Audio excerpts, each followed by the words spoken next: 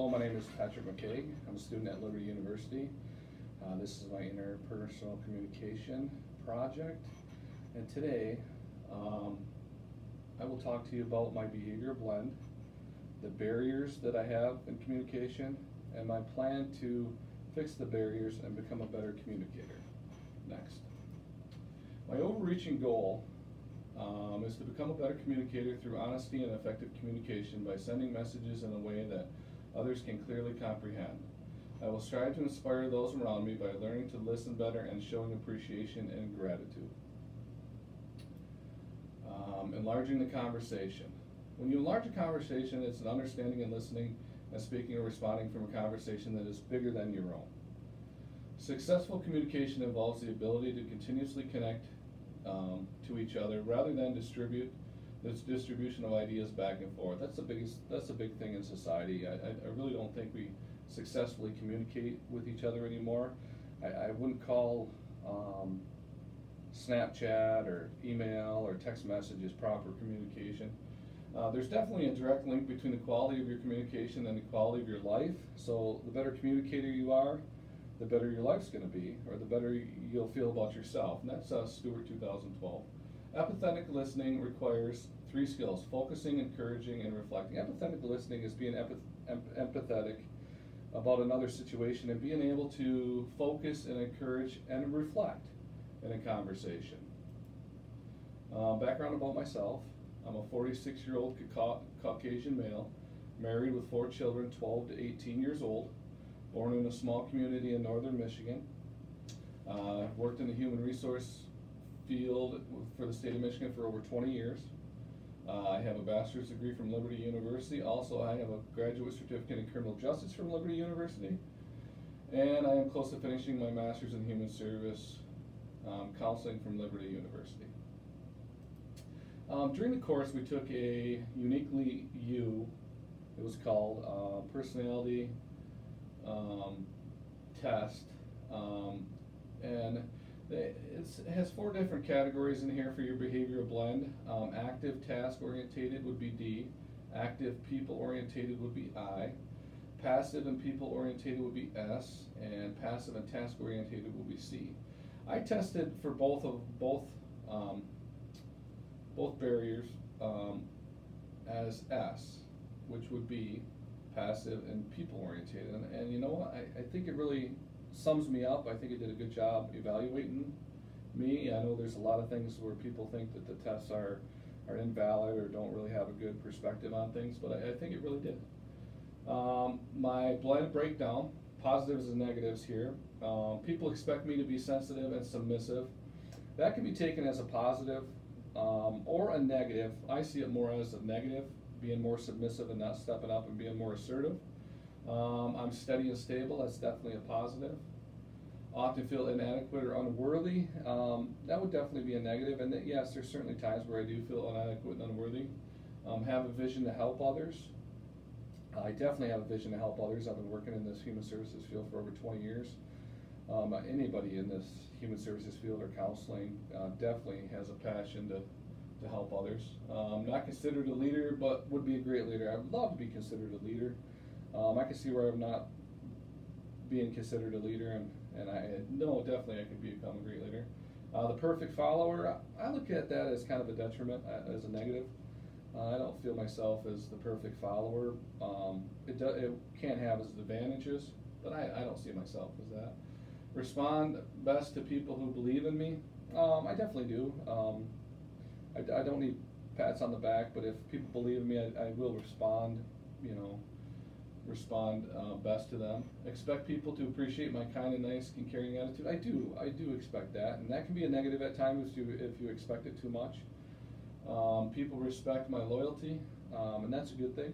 I'm glad they respect my loyalty. That can help definitely in the group setting and counseling in the human services field where people trust you more. But there's times where I'm too patient. I'm definitely too patient. I sit back and I don't intervene. It's definitely something I got to work on.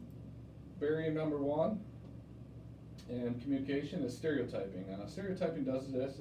A stereotype is a category that people apply to other people, often based on the group membership. Stewart 2012. need to remember that different individuals come from different cultural backgrounds. I work in the field that I work in, I definitely get a lot of individuals from different cultural backgrounds. There's times where it's really hard. You do have a tendency to stereotype.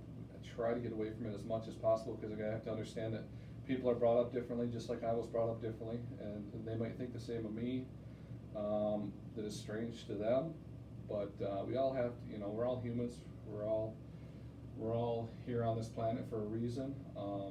God's put us here for a reason, and we're all His children. So we have to remember that even though we don't look the same, do the same things, we are all hopefully the same inside. Internal noise pollution. Internal noise pollution is when things happen within yourself that you are able to control that disrupt communication. Also, it's hearing what you want to hear. I have a tendency to do that a lot. I hear what I want to hear most of the time, instead of really internalizing the conversation and listening what the people have to say. Emotions and physical barriers through internal noise pollution. Excuse me. External noise pollution can be outside noises, weather, rain up here, lots and lots of snow. Temperature, doesn't get very warm up here at all. We're on Lake Michigan, so we get a lot of weather, and that can definitely be external noise pollution for communication. My action plan is to get better at listening and understanding what others are saying. By doing this, it will make me a better communicator. Apply strategies and techniques that I've learned through this course, which the vast number of strategies and techniques that we learned, such as helping myself minimize external and internal noise, which is a great thing to do to become a better communicator. Recognizing why I stereotype, and my personal biases that I might have with the different cultures or the different individuals that we get in here. I need to become a better listener and to reevaluate my communication skills. I definitely need to become a better listener and reevaluate my communication skills. It's something that I need to work on, and I think I need to work on every day. I think everybody needs to recognize that nobody's perfect, and there's always stuff to work on, especially in communication, which is very important.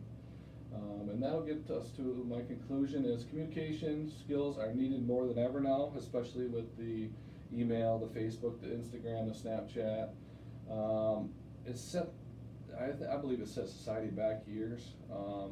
There's no more face-to-face conversations. It's usually email, text message, Snapchat, and it's not proper communication. A lot of times you don't see people face-to-face. My biggest thing with the clients that I have is talking to them face-to-face. I like for them to make eye contact. When we deal with a lot of Native American culture up here, a lot of Native Americans don't like this, to look you straight in the face, have eye contact.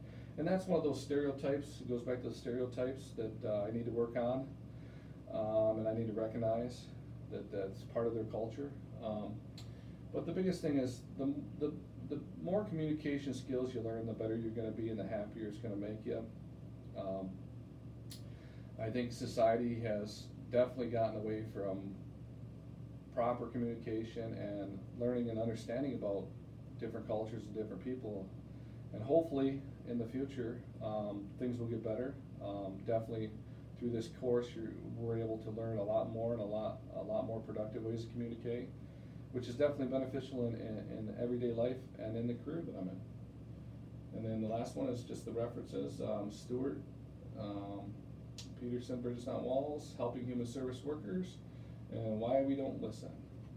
And that's the end of my presentation, and I thank you, and have a nice day.